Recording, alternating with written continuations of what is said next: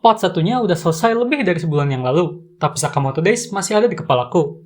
Aku masih ingat jelas gimana hype-nya para wibu ketika animenya pertama kali diumumin. Sakamoto Days ada dalam jajaran manga yang aku sering sebut sebagai New Era of Shonen Jump. Ini karena dibandingin sama manga action lainnya dari Shonen Jump kayak My Hero Academia, Kimetsu no Yaiba, Jujutsu Kaisen, atau One Punch Man, Sakamoto Days punya premis cerita yang benar-benar beda dan unik. Manga lainnya yang menurutku ada dalam kategori New Era of Shonen Jump ini adalah Dandadan, Chainsaw Man, Kindergarten Wars, dan Hell's Paradise.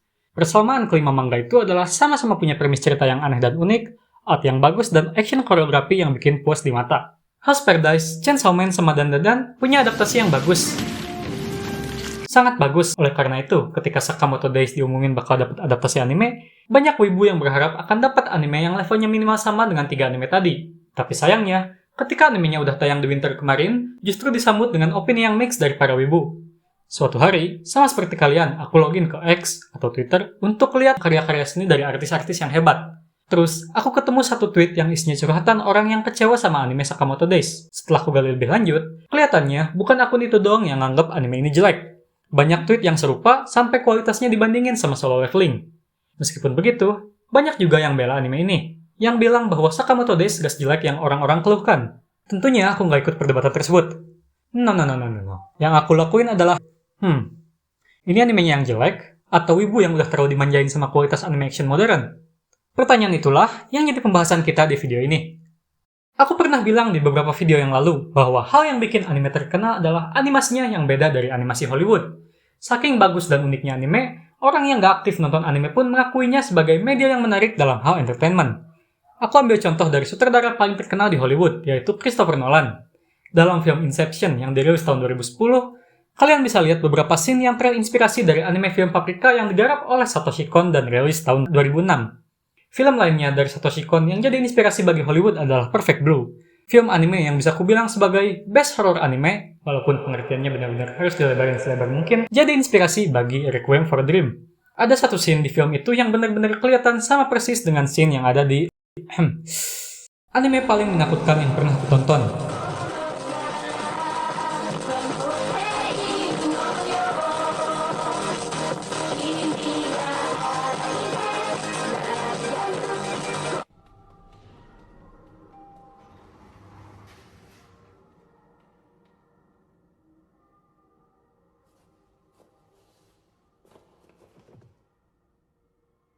Ini jadi bukti gimana pengaruh anime ke dunia entertainment, bahkan sebelum anime jadi hal yang mainstream kayak sekarang.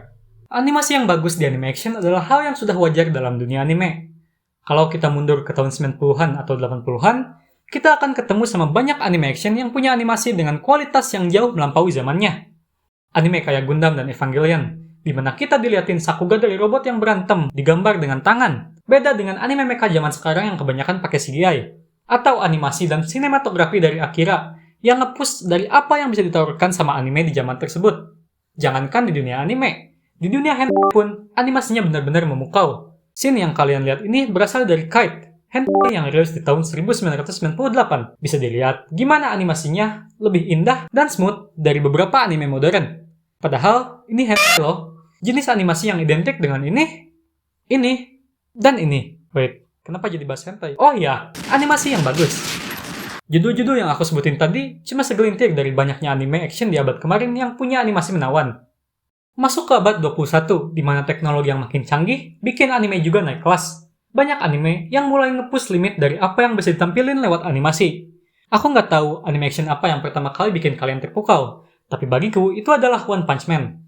Ketika manga terkenal yang punya art bener-bener detail ini diumumin animenya, banyak yang ragu bahwa kualitasnya bisa mendekati atau bahkan sama dengan manganya.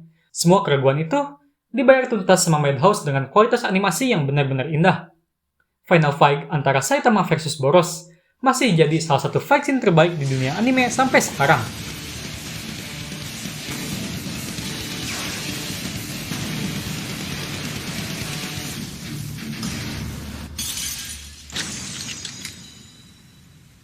One Punch Man adalah salah satu anime action terbaik, kecuali season 2-nya. Kita nggak perlu ngomongin season 2-nya, aku nggak pernah nonton season 2-nya dan aku nggak tertarik untuk nonton season 2-nya. Season 2-nya nggak ada dalam pikiranku. Sekarang, anime action udah jauh lebih detail, koreografinya jauh lebih unik, dengan animasi yang lebih bagus pula. Dan dari tahun ke tahun, kualitasnya makin naik dan terus naik. Kayaknya, tiap studio berlomba-lomba untuk bisa nampilin anime action yang paling absolut sinema. Dan ini tentunya bagus, baik itu untuk industrinya, juga untuk fan. Dengan persaingan yang ada, bikin setiap studio harus terus kreatif untuk bisa memberikan hal yang baru dalam dunia anime. Untuk fan pun bagus, karena dengan begitu, kualitas hiburan yang mereka suka pun akan semakin meningkat. Persaingan membawa kita pada kemajuan. Kualitas yang makin tinggi ini bukan berarti tanpa masalah. Kayaknya banyak anime fans yang take it for granted bahwa anime action itu bagus, sampai lupa bahwa perlu effort keras untuk bisa sampai di level tersebut. Ingat ketika Attack on Titan Final Season Part 1 tayang di tahun 2020. Banyak pembicaraan yang ngomongin tentang turunnya kualitas animasi season 4 dari season-season sebelumnya. Dan saking geramnya, banyak staf MAPPA yang diserang sampai harus nonaktifin akun Twitter mereka. Hal yang sebenarnya nggak perlu dilakuin oleh para wibu.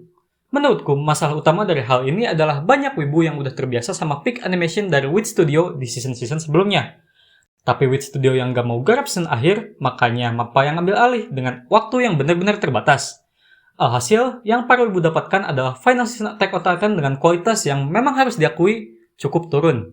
Menurutku, animasi dari season 4 Attack on Titan itu bagus. Memang tidak 10/10, lebih ke angka 8,5/10 dan itu masih bisa kuterima. Tapi sebagian wibu lainnya nganggep ini nggak bisa diterima, bahkan ada yang drop animenya dan core seakan season 4 Attack on Titan yang jelek itu adalah akhir dari dunia.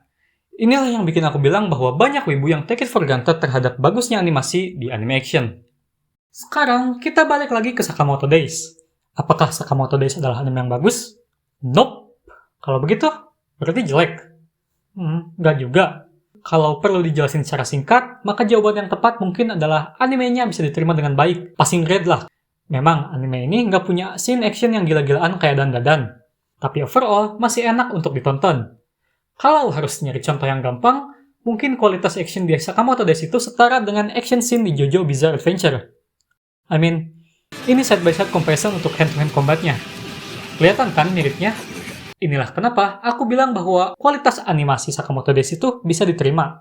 Menurutku, masalah utama yang dihadapi oleh Sakamoto Days bukanlah adaptasinya yang jelek, melainkan anime ini tayang berbarengan dengan Solo Leveling Season 2. Season 2 dari Solo Leveling yang punya subjudul Arise from Shadow benar-benar bisa bikin Sung Jin-woo jadi the embodiment of aura farming. Semua koreografi dari action scene yang dilakuin sama Sung Jin-woo benar-benar dianimasiin dengan bagus. Visual efeknya pun bisa bikin Sung Jin-woo jadi karakter yang kelihatan sangat cool. Ditambah lagi dengan BGM dari Sawano Hiroyuki yang nambah hype dari scene yang ada. Semua itu bisa dilakuin oleh A1 Pictures karena mereka udah sering ngerjain banyak anime action lainnya, macam Sword Art Online, 86, ataupun Licorice Recoil. Selain itu, produksi untuk satu episodenya pun bisa makan waktu sampai 10 bulan. Dan hasilnya tidak mengecewakan. Solo Leveling Season 2 dapat dianggap sebagai salah satu anime action terbaik di tahun ini.